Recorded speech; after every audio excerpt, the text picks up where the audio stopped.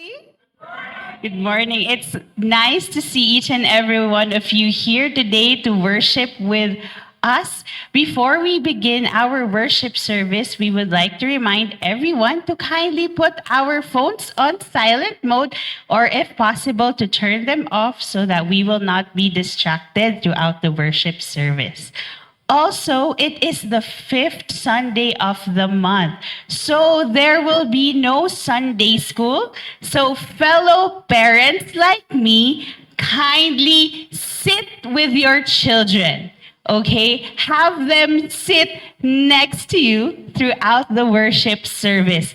Our desire for this is that our children would create core memories of being here in the worship hall with us so that when they grow up and become adults like you and me, the sanctuary or the worship place will not be a foreign place to them, but something familiar and ingrained to them that as a family we worship together. So once again, fellow parents like me, hold tight to those little ones. I know it can be a little crazy pagka nandyan yung kids, but we will, hi David, good morning. We would want them to experience, yes, it's a plant, Jesus with us today. But also, most importantly, let us prepare our hearts to worship our living God. Let me read to you Psalm 57, verse 7 to 11, and it says, "My heart is confident in you, O God. My heart is confident. No wonder I can sing your praises. Wake up, my heart. Wake up, O lyre and harp. I will wake the dawn with my song. I will thank you, Lord, among all the people. I will sing your praises among the nations, for your unfailing love is as high as the heavens. Your faithfulness reaches to the clouds. Be exalted, O God, above the highest heavens. May your glory shine over all the earth." Can you join me in a word of prayer? Our good and beautiful God, thank you that you are here. Thank you that you have carried us throughout the week and that we can culminate our week with our brothers and sisters remembering of your goodness and faithfulness. Gracious Holy Spirit, I pray that you kindly cancel out anything that is not of you today. Fade into the background the things that would lose our focus and sight on Jesus as we sing songs, read your word, listen to our sisters from Myanmar's testimony, and even in the study of your word later. This time is yours, God, and we would like to be in your presence. Be honored and magnified in this place. In Jesus' name we pray. Amen.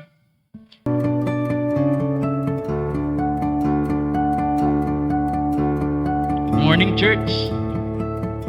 Kamusta po? At tunay nga na talagang ang pagsubok, hindi tayo nilulubayan. Dahil unang-una pa na, papunta pa lang dito, may pagsubok na. But there's no one stopping us in serving the Lord and worshiping the Lord today. Amen? So as you join me in a community prayer, let's bow our heads. Heavenly Father, we come before you today with grateful heart, praising you, our faithful God, who is full of love, mercy, and grace. You are the Alpha and the Omega, the beginning and the end. You are our refuge, our strength, and our deliverer. You are the everlasting one, the light in our darkness, and the shepherd who lead us before still water. We honor your holy name and acknowledge your greatness and goodness in all things. Father, we ask for your forgiveness today. We confess our sin before you, those committed in thought, word, and deed. We recognize how we fall short of your glory, and we humbly seek your mercy. Cleanse us, O God, from all unrighteousness. May your grace abound and renew our hearts, that we may walk in the light of your truth and in obedience in your will. Father, we lift up our community, our country, and our leadership in your hand. Lord, we pray for every Filipino to move prayerfully and to understand the importance of doing our part in building a loving and harmonious community. Help us to rise above political differences and unite in love, compassion, and service toward one another. Guide our leaders, both in the government and the church, to lead with wisdom, integrity, and righteousness. Give them the courage to act justly, love mercy, and walk humbly with you. May their heart be filled with a desire to serve the people with honesty and a genuine love for welfare of the nation. Lord, we pray for your divine intervention in the lives of our churches, especially in times of persecution and challenges. Grant grace to those who are enduring hardship for your name. Strengthen their faith, and may your mercy and protection surround them. We pray for our church leaders and members. May you continue to pour your wisdom and strength upon them as they guide us in the ways of righteousness. Let us, as a body of believers, be a beacon of your love and light in this world. Father, we bring before you those who are sick and in need. We pray for healing and comfort for those who are suffering physically, emotionally, and spiritually. May your peace surpass all understanding be with them, bring restoration and hope. Lord, we also lift up to you the missionaries, those whom you have called to spread the gospel far and wide. Equip them with strength, protection, and boldness as they answer the call to share God's good news. May their work bear fruit for your kingdom, and may you provide all they need to fulfill their mission. Lastly, Father, we dedicate this time of worship to you. Lord, may everything we do today bring glory to your name. We thank you for the faithfulness, for your love, and for your never-ending grace.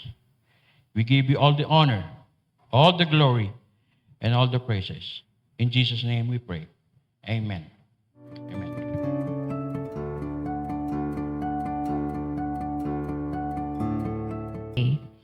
Our passage for today comes from John chapter 13, verses 21 to 30. If you have your Bible or e-Bible with you, kindly read alongside me. Okay? John 13, verses 21 to 30. Okay. I'll be reading from ESV. So I'll start. Verse 21. After saying these things, Jesus was troubled in his spirit and was testified. Truly, truly, I say to you, one of you will betray me. The disciples looked at one another, uncertain of whom he spoke. One of his disciples, whom Jesus loved, was reclining at a table at Jesus' side. So Simon Peter motioned to him to ask Jesus of whom he was speaking. So that disciple, leaning back against Jesus, said to him, Lord, who is it? Jesus answered, It is he to whom I will give this morsel of bread when I have dipped it. So when he had dipped the morsel, he gave it to Judas, the son of Simon Iscariot. Then after he had taken the morsel, Satan entered into him. Jesus said to him, "What you are going to do quickly." Now, no one at table knew why he said this to him. Some thought that because Judas had the money bag, Jesus was telling him by what we need for the feast, or that he should give something to the poor. So after receiving the morsel of bread, he immediately went out, and it was night. To God be the glory of reading of his word.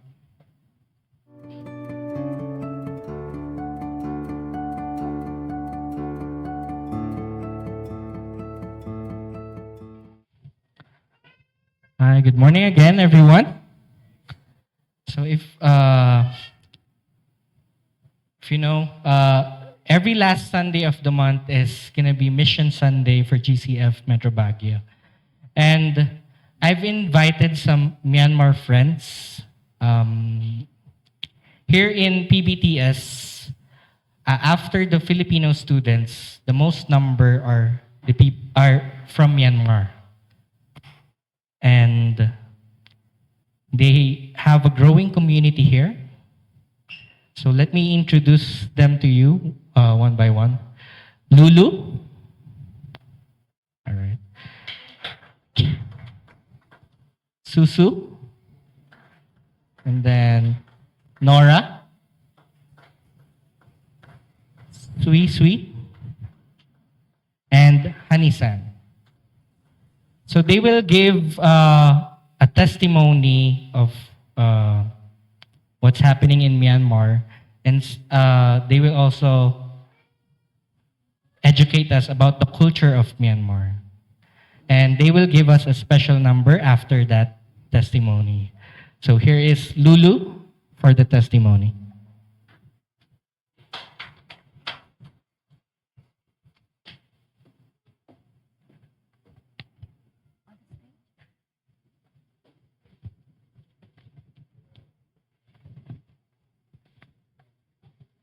Good morning, church.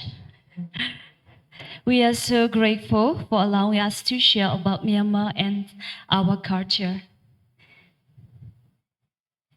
So, Myanmar, it is also known as Burma, is in the northwest part of Southeast Asia, and it is the second biggest country in Southeast Asia, with about 55 million people living there.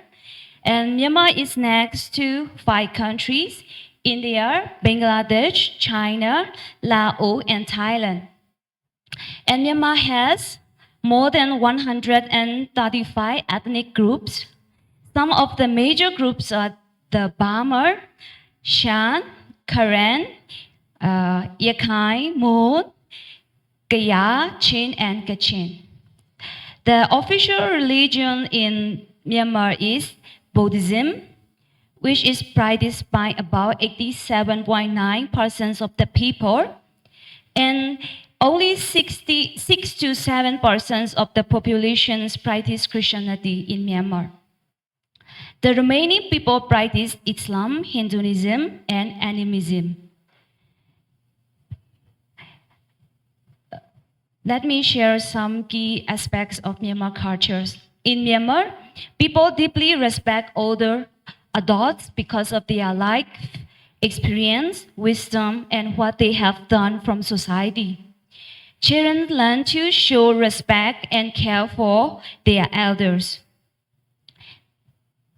Next, please. In Myanmar, men usually wear longi and women wear tameng, like I'm wearing now. It is called tameng, as their traditional clothes. Our traditional makeup is called tanaka. You can see a young lady on her face. She is putting tanaka.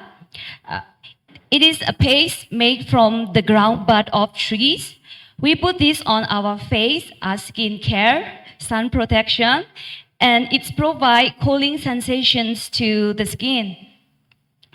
Tanakai has been a part of Myanmar's culture for many thousands of years.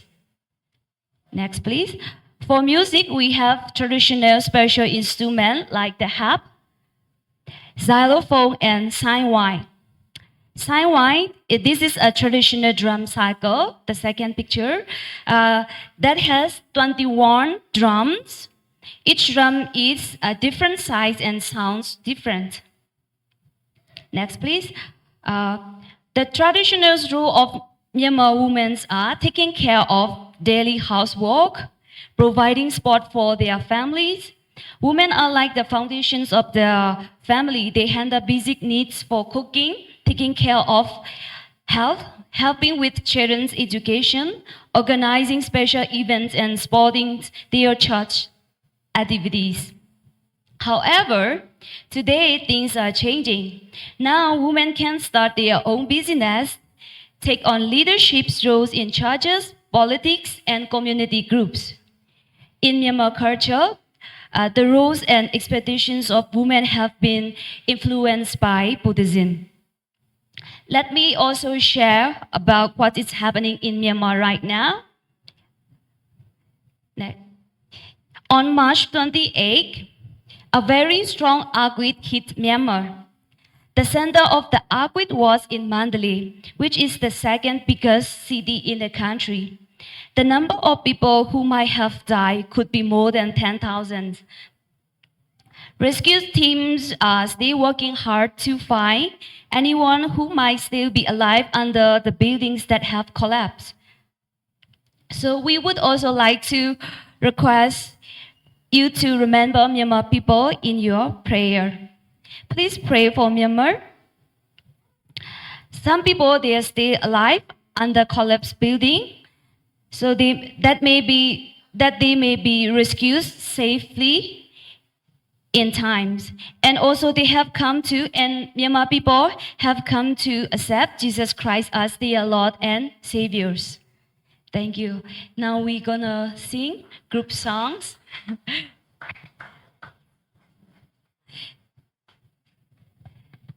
The songs is about let the Jesus Christ be for the Myanmar.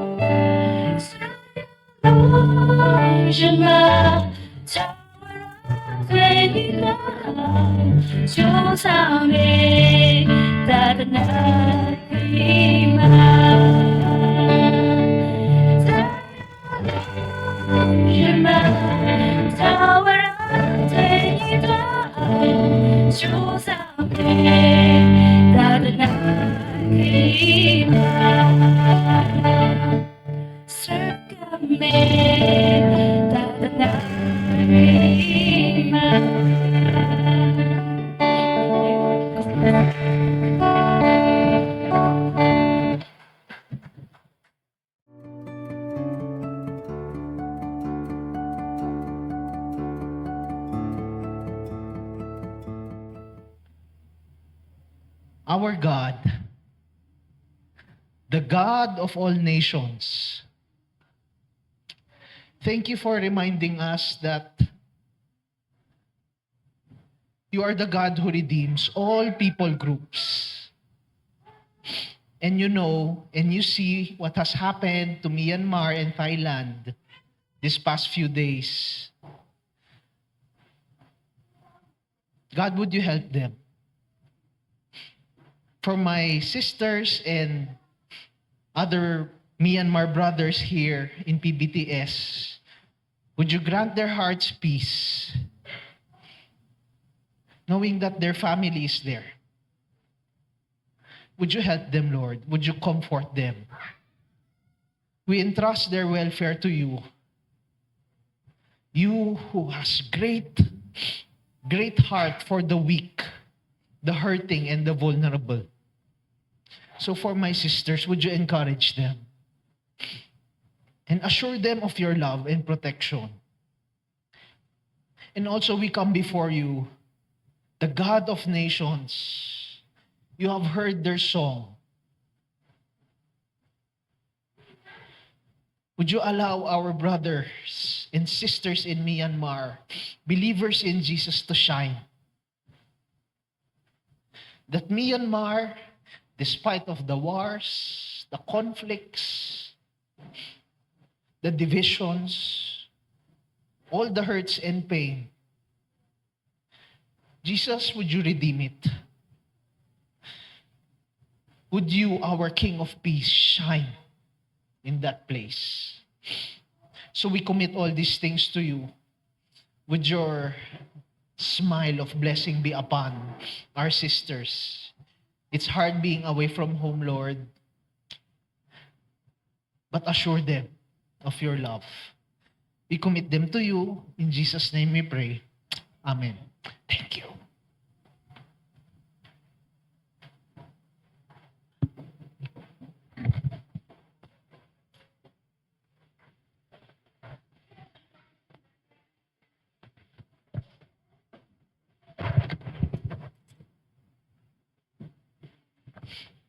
So, good morning. Good morning ulit. It's nice to see you. Thank you, worship team, for leading us in singing. And, of course, our Myanmar sisters. So, before we begin, let me ask us all. Have you recently watched international and local news? Dati kasi nung bata tayo, we watch it sa TV, di ba? But now in YouTube, no? Have you recently watched the local and international news? We see news such as disasters, like what happened in Myanmar. There are wars, rumors of wars, US crackdown on illegal migrants, and even in our nation, we have local elections.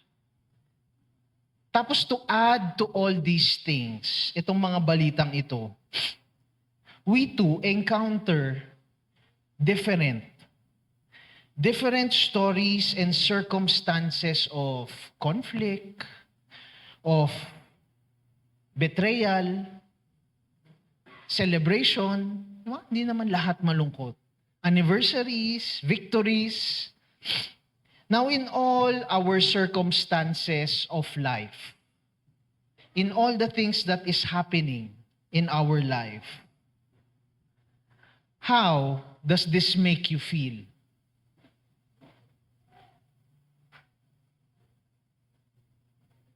I ask because just like in our passage, we would see and understand that Jesus, though he was God, Jesus experienced the full spectrum of our emotions and even all our predicaments. So our God, he understands. Unawa ni Jesus. So before we begin, could we give our time to our God? Gracious Father,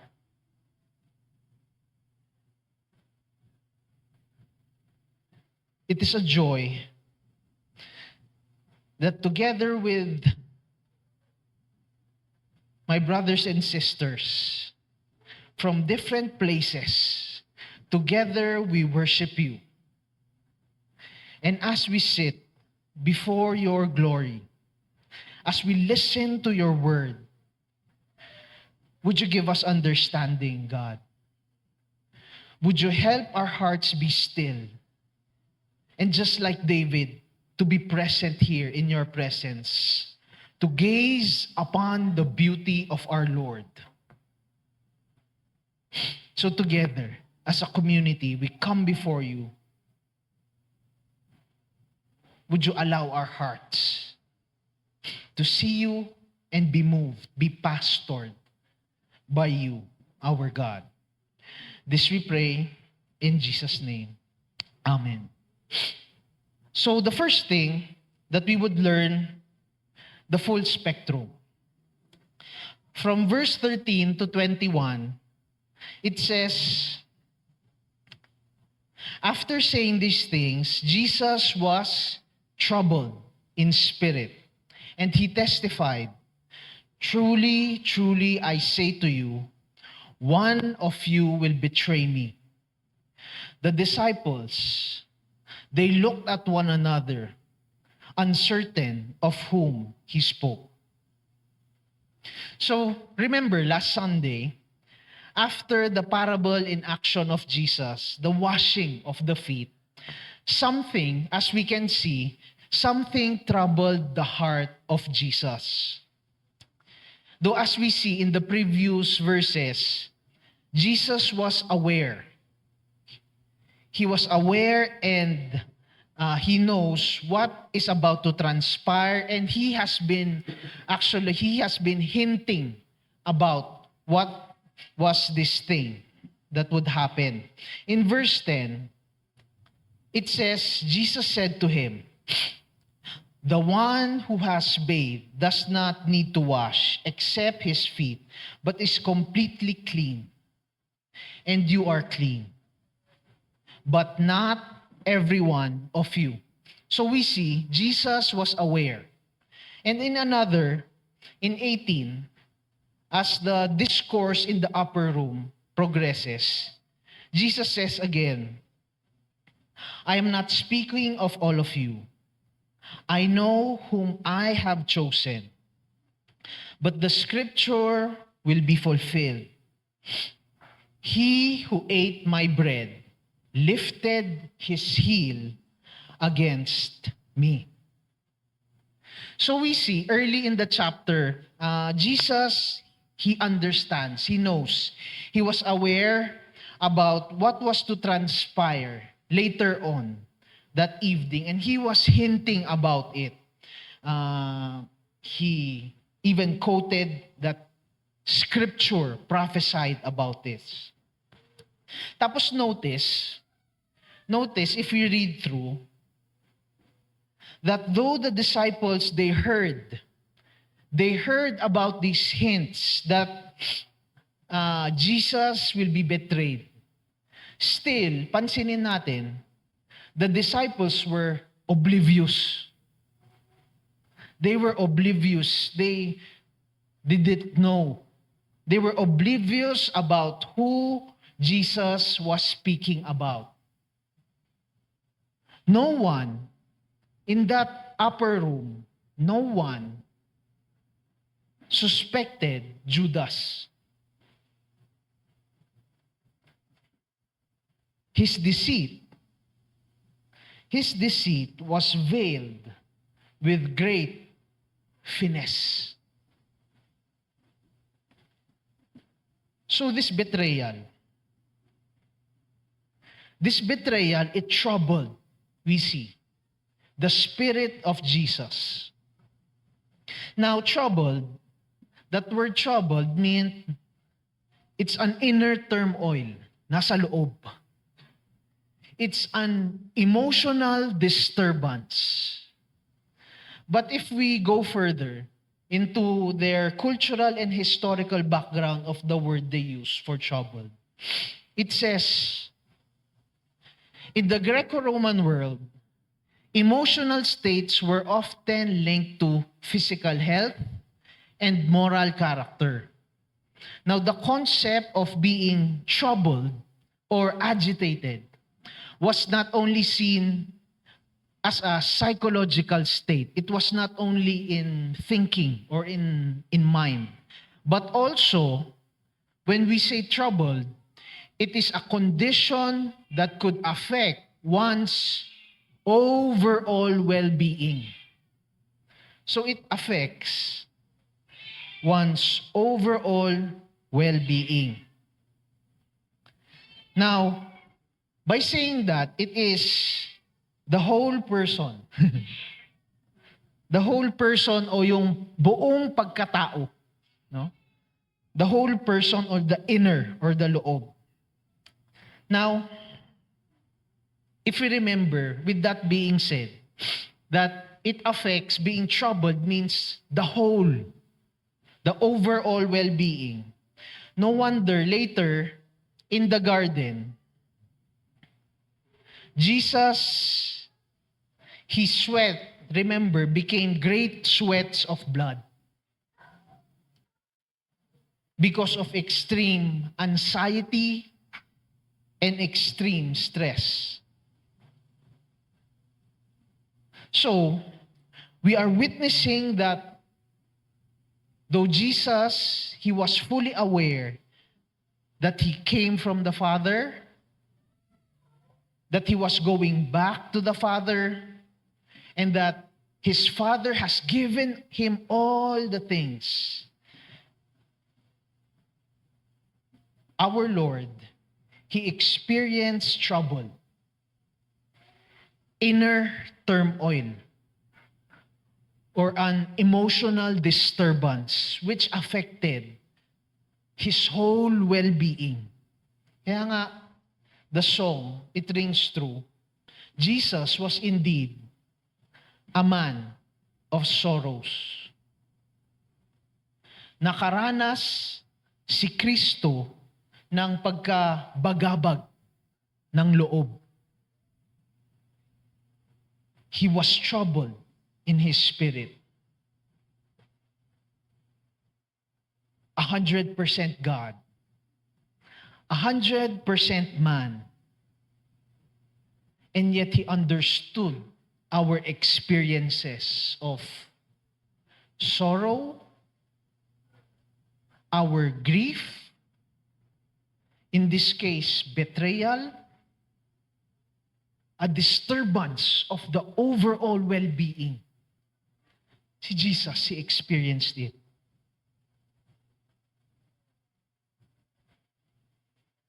And in this context, he experienced betrayal despite of the love and service and the honor he bestowed on Judas. So John Calvin, he comments, a crime so monstrous and detestable, it struck Christ himself with horror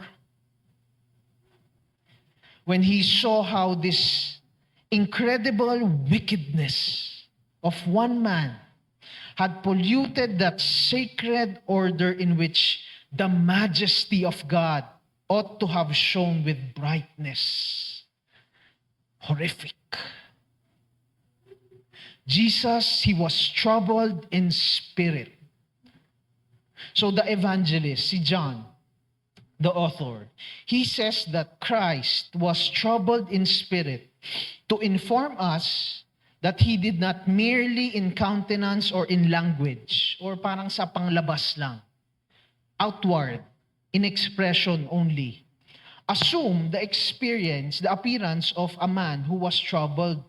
It's not only outward, but he was deeply moved.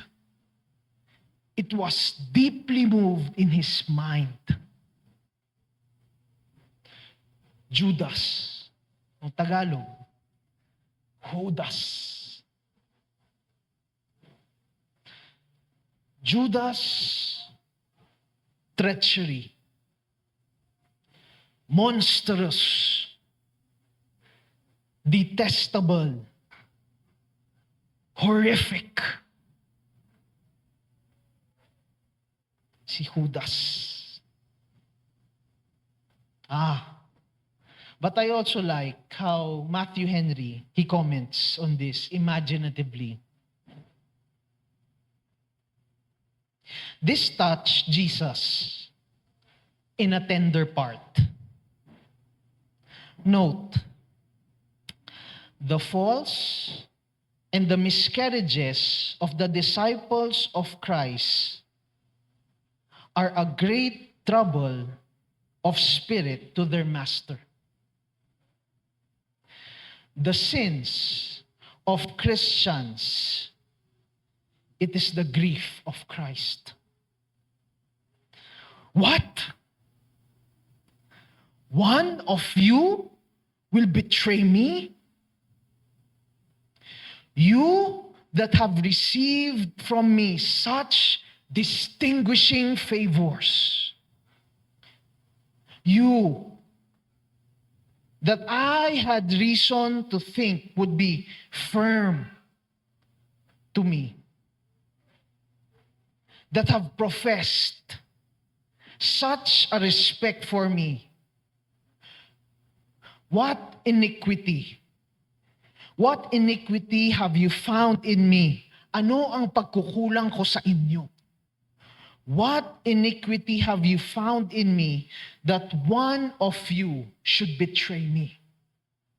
This went to the heart of our Lord. So betrayal, it's like a knife to the heart of our Lord. And he was troubled. Betrayal, our sin, It is the grief of Christ. So what can we glean? What can we take from this? What is it for us today? Now, I find it amazing, if we think of it, that though Jesus, He knew, alam niya, He knew the cost of our redemption, suffering, His humiliation, His death. Jesus was aware of the end of all these things. Still, grabe no? He knew. Still, our Lord, He willingly entered into our mess. He entered into our predicament, our suffering. So indeed, tama yung kinanta ni Jason. He was a man of sorrows. Jesus, He understood what it is to be troubled in spirit. Sa loob and the whole well-being, He understood.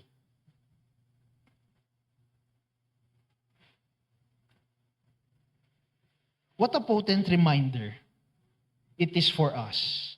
Sabi nga ng isang Filipino theologian, as one Filipino theologian says, I'll translate it in English, where he says in a journal published by here in PBTS, Federico Villanueva says, ang isang problema sa ngayon, kulang tayo sa pagdadalamhati. Negatibo ang tingin natin sa pagdadalamhati. So he says, one of our issues today is that we fail to lament, to grieve, and we look at lament, grief, pagdadalamhati in a negative way. But here, as we see in our passage, Jesus, He acknowledged His pagdadalamhati. He acknowledged His grief. A friend stabbed Him. He acknowledged His grief. So Jesus, He experienced the full spectrum of emotions, and He was emotionally still balanced. Now, though yes, here in this section, we see that Jesus was troubled. But I suggest that that is not the whole picture of who Jesus is. For He is also a man of joy. Kasi in Hebrews, notice this. It says about Jesus,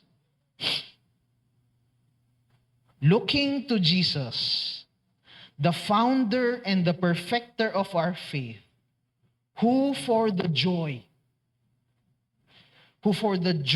that was set before Him, He endured the cross, despising the shame.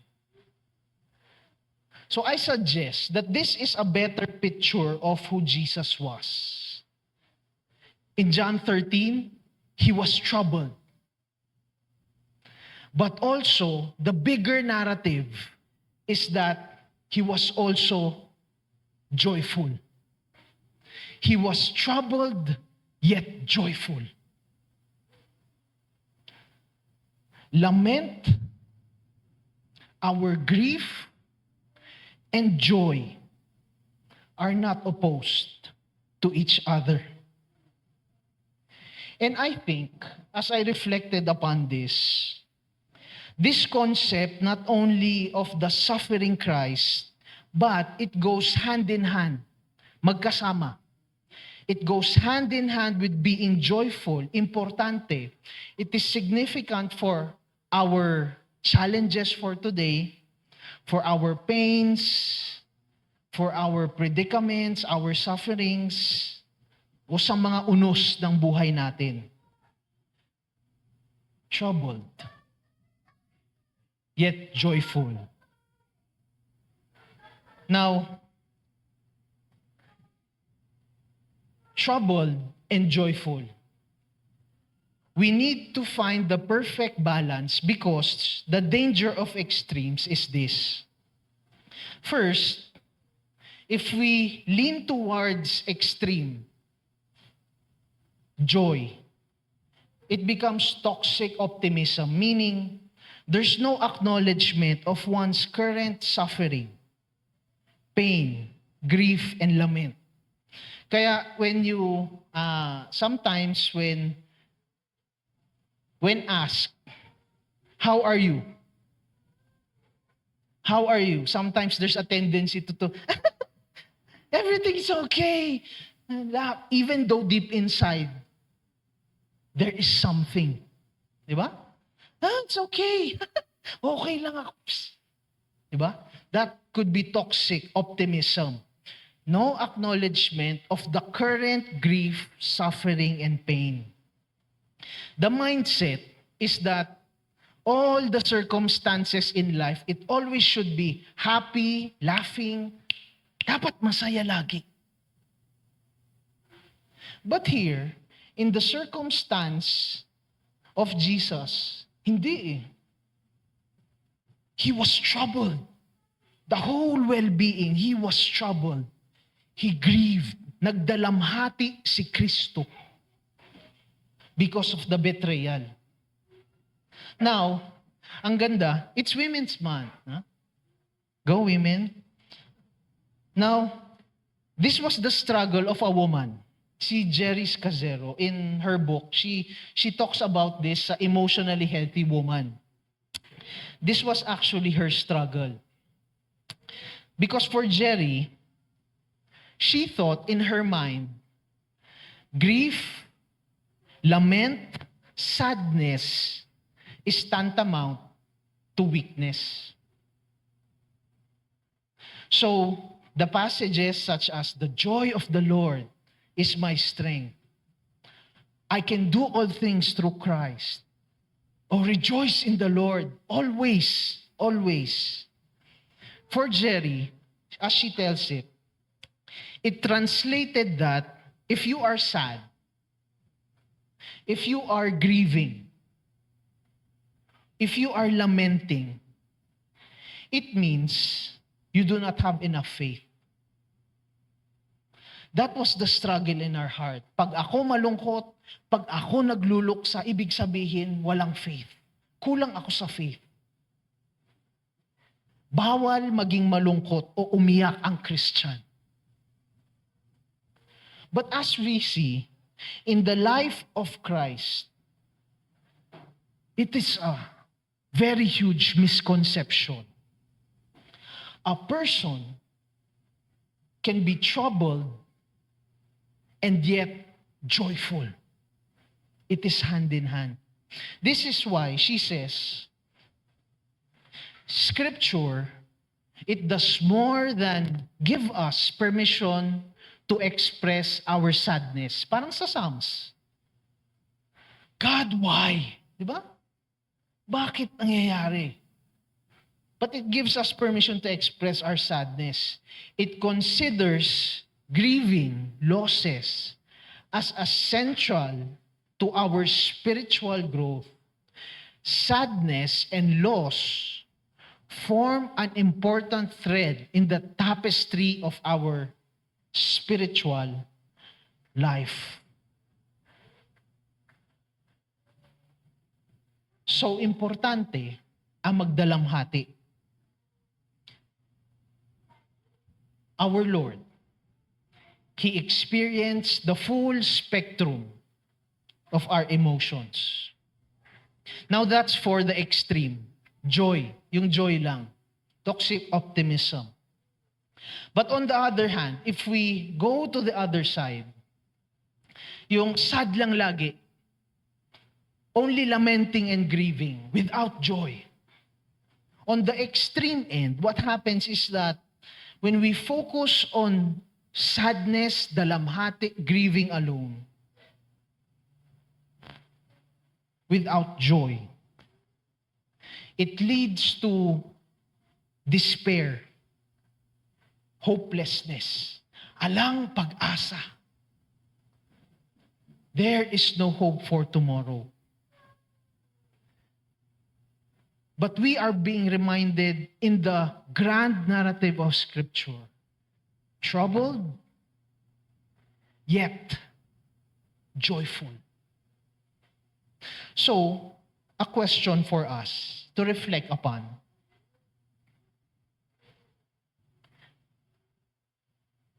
What area or areas in your life right now are you actually really sad, grieving, lamenting about? And how can you experience Jesus' compassion, comfort, and offer of hope as you acknowledge this emotion? So maganda. We think about it. What areas of our life are we really sad? Saan ba talaga tayo nagdadalamhati? No? And what is the hope we have? So the second thing for today, imperfect community. Imperfect community. From verse 23 to 26, it says, one of the disciples whom Jesus loved, he was reclining at the table at Jesus' side, his bosom or his chest. So Simon Peter, he motioned to him to ask Jesus of whom he was speaking. So that disciple, leaning back against Jesus, said to him, Lord, who is it? So Jesus answered, it is he to whom I will give this morsel of bread when I have dipped it. So when he had dipped this bread, this morsel, he gave it to Judas, the son of Simon Iscariot. Now, as mentioned and seen earlier in the gospel accounts, the disciples, they were shocked. They were oblivious. Hindi nila alam kung sino. They were oblivious regarding who would betray Jesus. So Peter, he motioned, the one reclining at the chest of Jesus, who is John, actually, who wrote the gospel. Psst, psst, tanungin mo si Jesus. Sabi niya, is it me? Is it me? Pero sabi niya ka dyan, psst, you ask, who is it? Huh? So John, he leans back towards Jesus and said, Lord, who is it? To inquire, who? Sino ba? Itong tinutukoy ni Jesus, who Jesus was referring to, that would betray him. So again, no one suspected Judas.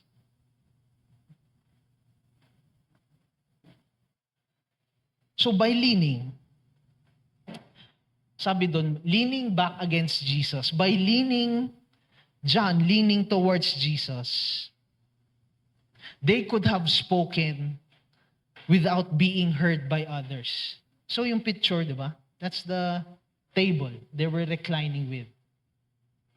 Psst, tanong mo sino yan? You ask, who's that? He leaned. The conversation was only between Jesus and John. So Jesus responds with the inquiry by dipping the bread. Now 26 to 29, notice,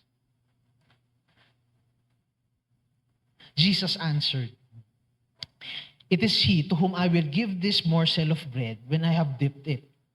So when he dipped it, the morsel, he gave it to Judas, the son of Simon. Then after he had taken the morsel, Satan, he entered him. Jesus said to him, what you are going to do, you do it quickly. Now pansinin, No one, even up to this point, no one at the table knew why he said this to Judas. So even up to this point, the disciples were unaware. They were oblivious. Who will betray Jesus? But all along, Jesus, alam niya, he knew who the traitor is. But, Jesus, he refrained from publicly humiliating Judas. Hindi pinahiya ni Jesus in public si Judas, though he knew. This is why Leon Morris, he comments, it is implied, though not actually stated, that the words could be heard only by him to whom they were spoken, John and Jesus. It is clear that Jesus did not want the group as a whole to know the identity of the traitor. The giving of the sop or the morsel would not do this. Indeed, it would probably be interpreted as a mark of honor. And thus, he helped to keep his identity. Amazing. Because even in the midst of the betrayal of Jesus, he refrained from publicly humiliating amongst the disciples, eto yung traidor. This is the enemy. Hindi. Jesus did not do that. Rather, he gives the morsel of bread, which in their culture was actually a mark of honor. Grabe, no? He honored Judas. Though he knew, he washed his feet. He did not publicly humiliate Judas. He honored Judas. Ay, pambihira, Jesus. It was a mark of honor.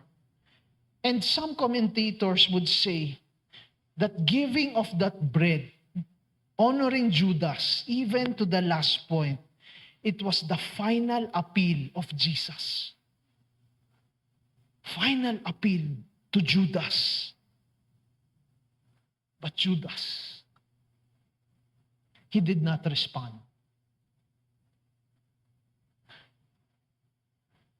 But rather, Judas himself, he gave himself to Satan's leading.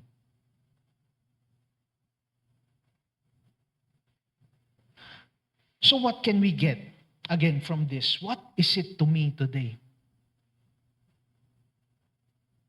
Now, last Sunday, we understood that Jesus served, di ba? Washing of the feet, even with Judas, regardless of this betrayal that was about to transpire. And Jesus, he explains, remember, in the previous verses, why he did it. You call me teacher, you call me Lord, and you are right.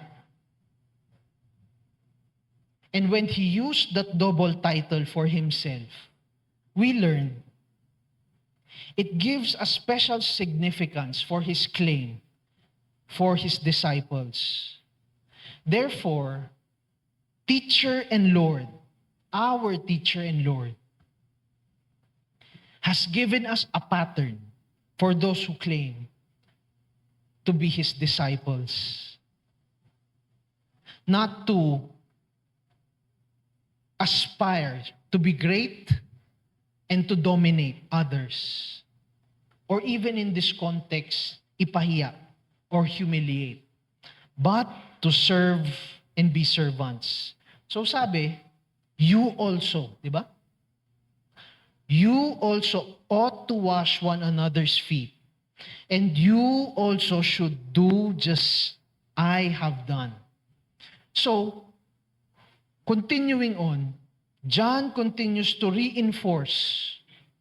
We saw that at first, and in this section, John the author, pinapatibay niya. He was reinforcing the demeanor of Jesus towards his traitor. He refrained from publicly humiliating Judas. So in light of our context, let's look at our life. In light of our feelings of being betrayed, being opposed to, being criticized, being misunderstood, this is encouraging us that when we are tempted to publicly humiliate the opposition, that we publicly slander them, when we are tempted to publicly attack the dignity and slander those who have hurt us, brethren, would we refrain from this temptation of assaulting the dignity of even our enemies for the sake of our Lord? So dear disciple of Christ, pwedeng totoo. The betrayal, the hurts, the pain, it might be real. But I appeal that we give our betrayal, our hurts, our pain, our frustration, and even that longing for justice, we give it to Jesus. Because Scripture also reminds us, He is able to help those who are being tempted. In Hebrews 2:17-18, it says, therefore, He had to become made like His brothers in every respect, so that Jesus might become a merciful and faithful high priest in the service of God, to make propitiation for the sins of the people.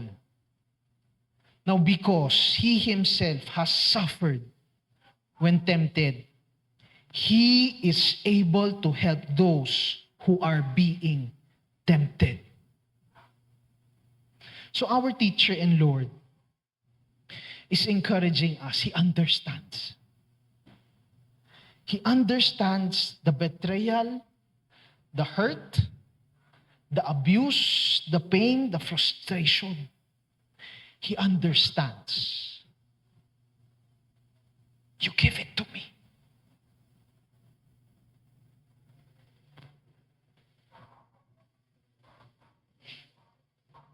As we close, I appreciate the reminder of an author, Ken Sande, in terms of handling our conflicts and the Christian pursuit for peace. He says this: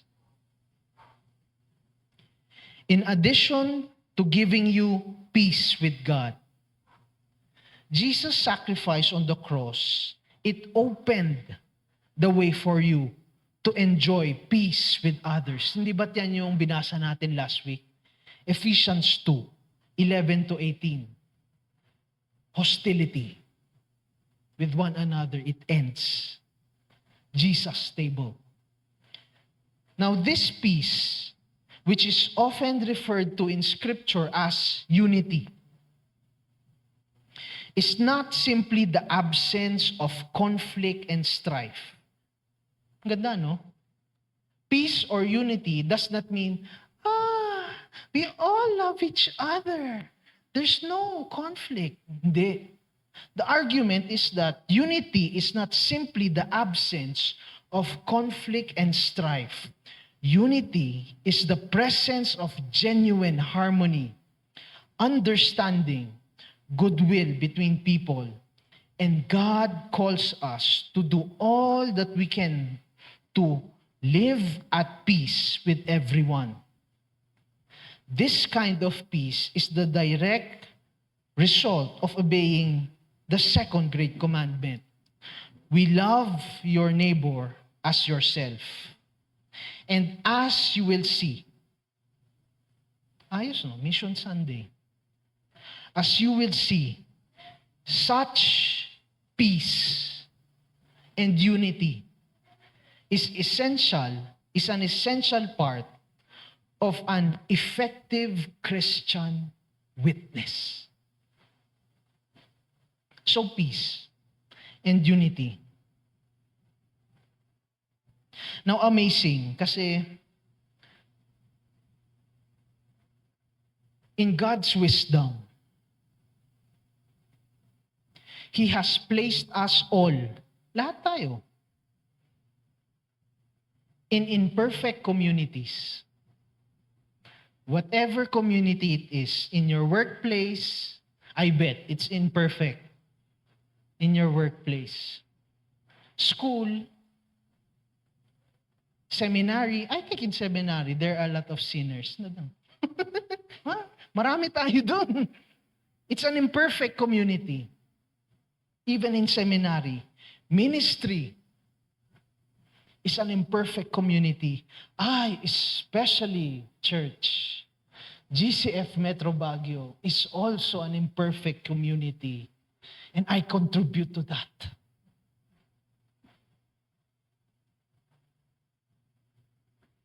And in this imperfect community, we all have our differences. Hindi ba iba-iba naman tayo?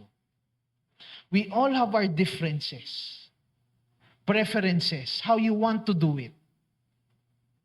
Our political leanings, our experiences, personalities. Some are quiet, some want to go out and always be with people. Our theologies. And because of our differences, misunderstanding and conflict is always a possibility. Church, seminary, and ministry alike. Conflict is always a possibility. But amazing, pag inisip, in God's wisdom, He placed us all in imperfect communities. Bakit? Why does God do it? That we may grow in unity, peace, and even patience in the midst of our differences. Magkakaiba. Kaya it's great that we have another nation, another tribe here. Different. What a great reminder. Because in our differences, si Paul, he says, in Ephesians 2:1-6, I, therefore, a prisoner of the Lord, Christians, I urge you to walk in a manner worthy of the calling to which you have been called. How do you walk? Christians, how do you walk? This manner worthy, with humility, with gentleness, patience, bearing one another in love. Yung problema niya, problema ko. Eager to maintain the unity of the Spirit in the bond of peace. Then he goes on to say, there is one body, one Spirit, just as you were called to one hope that belongs to your call, one Lord, one faith, one baptism, one God and Father of all, who is over all and through all and in all. Church family, different as we are one. We are one. And astonishing that Jesus models it for us. In the midst of His imperfect community, kahit may Judas dun, in the midst of His imperfect community, He did not withdraw Himself.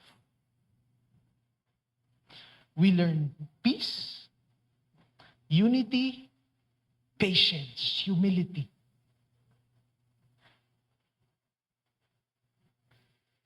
So in closing, being part of a broken community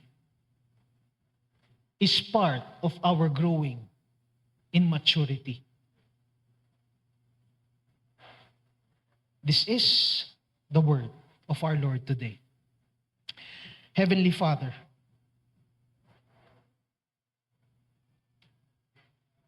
our Lord Jesus Christ and the Holy Spirit,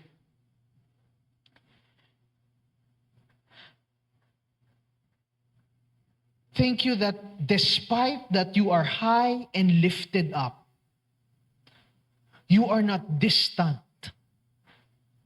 You are aware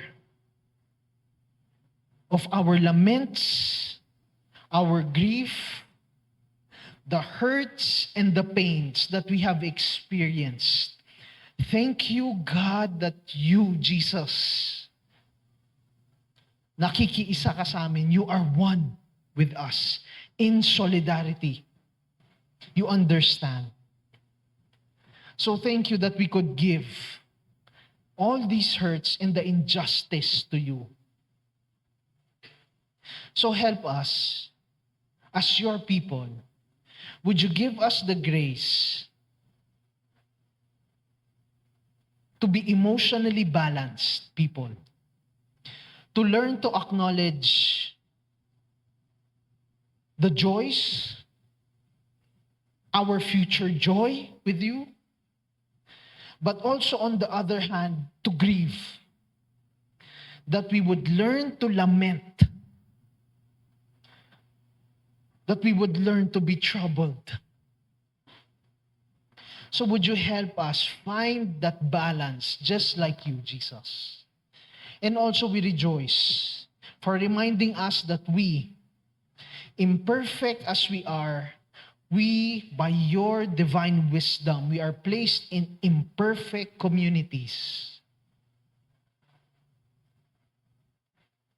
So would you help us, our gracious God? Tulungan mo nga kami. Would you help us become patient with one another because we all fall short?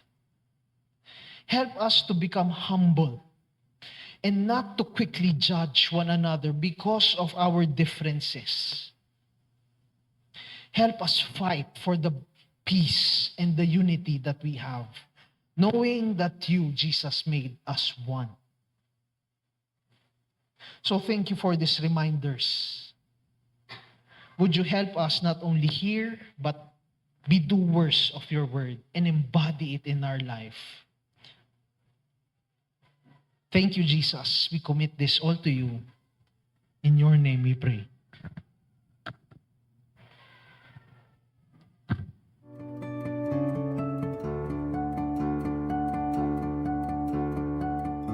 Calling all church media people. Limitless 2025 is an event for you and by you. This is the day that will ignite and recharge the creative spirit of the church. Join us for a powerful day of workshops and spirit-filled keynote sessions designed to elevate your media skills and your ministry. Let us shape the future of church media. Don't miss out on the limitless possibilities. Be sure to register early. Step beyond the limits. Limitless 2025.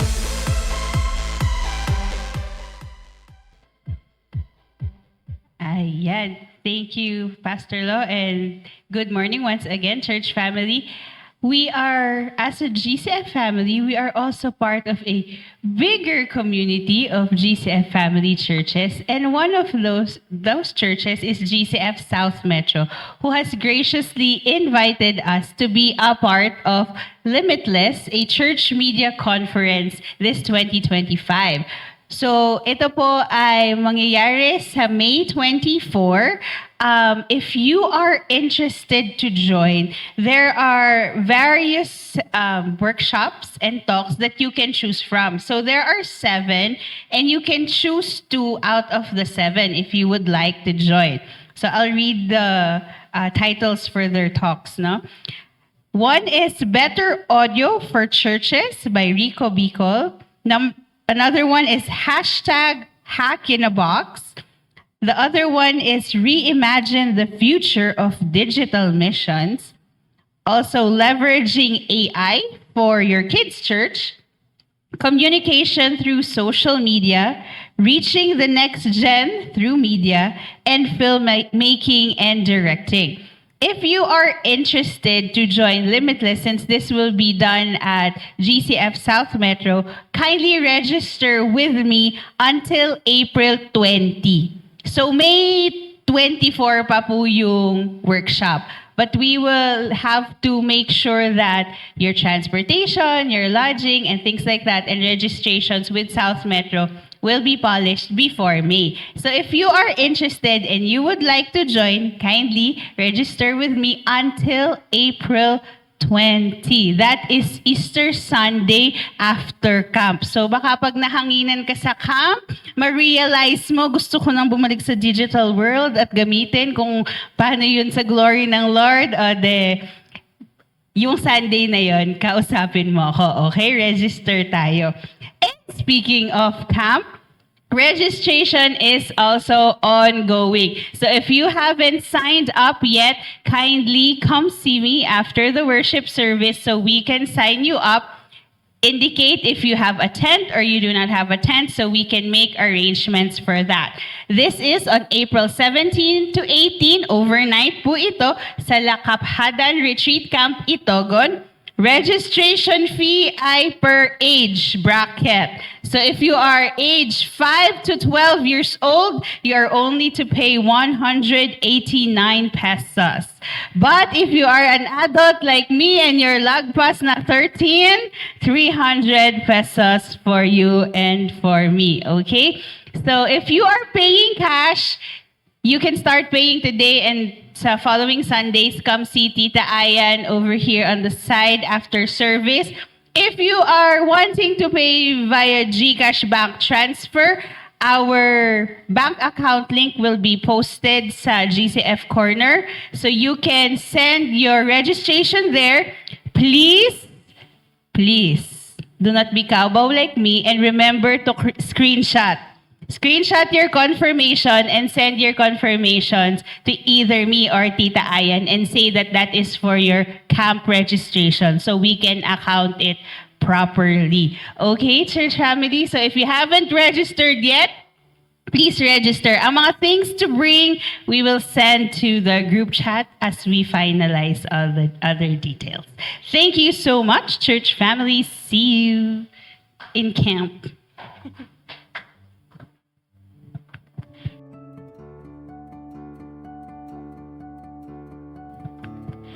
Thank you very much. Nakalimutan po niya sabihin na mayroon pong discount. Instead of 300, 300 na lang po. We come to the part where we give our offering to the Lord. But before that, let me just read 2 Corinthians 9:7, which says, Each one must give as he has decided in his heart, not reluctantly or under compulsion, for God loves a cheerful giver. Now, giving is an act of worship. Tama po.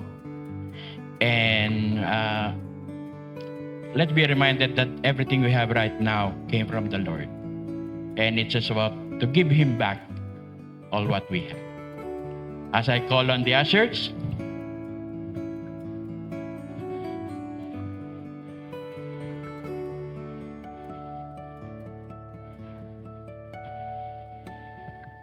wait.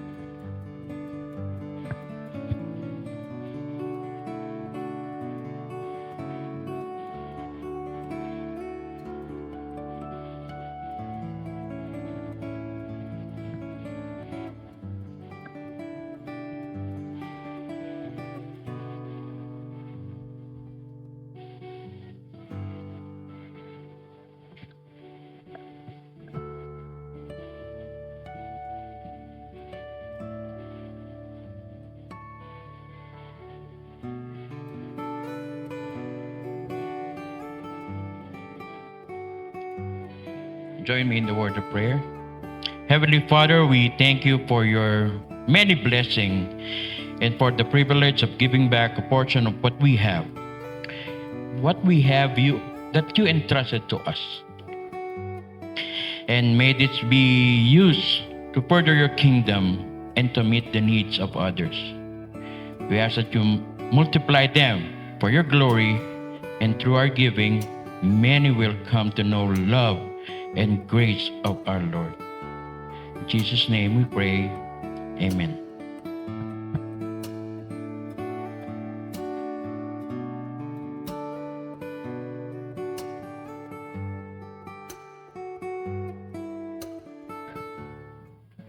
So once again, for our family prayer time, in where here in GCF Metro Baguio, we group ourselves to 3 to 5, 7 people, and we pray for these specific items. First, when it comes to our emotions, let's pray that God would help us not fall into the extremes of either toxic optimism or despair and hopelessness. Second, let's pray for the strength to find the temptation to humiliate or even slander the people who are different, who are opposed, or who have hurt us. Third, let's remember our family camp. Let's pray for the preparations for our family camp and Holy Week celebration. So we'll have 5 to 7 minutes, then we'll have our benediction.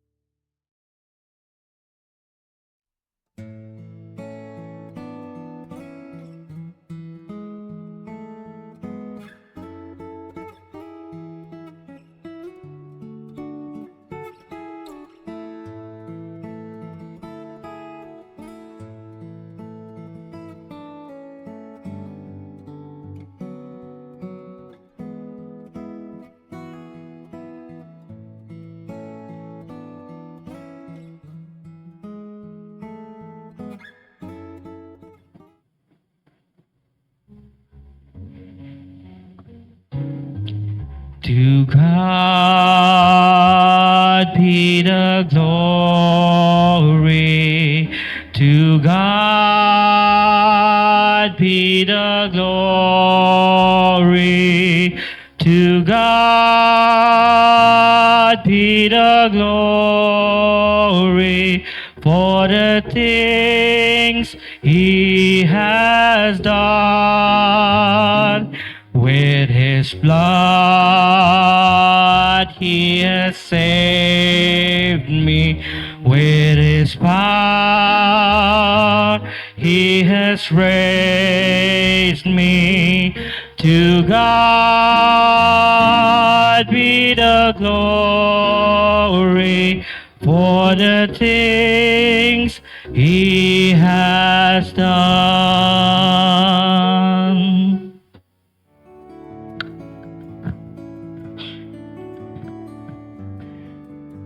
May the God of endurance and encouragement grant you to live in such harmony with one another, in accord with Christ Jesus, that together you may, with one voice, glorify the God and Father of our Lord Jesus Christ. God bless you, everyone. See you next Sunday.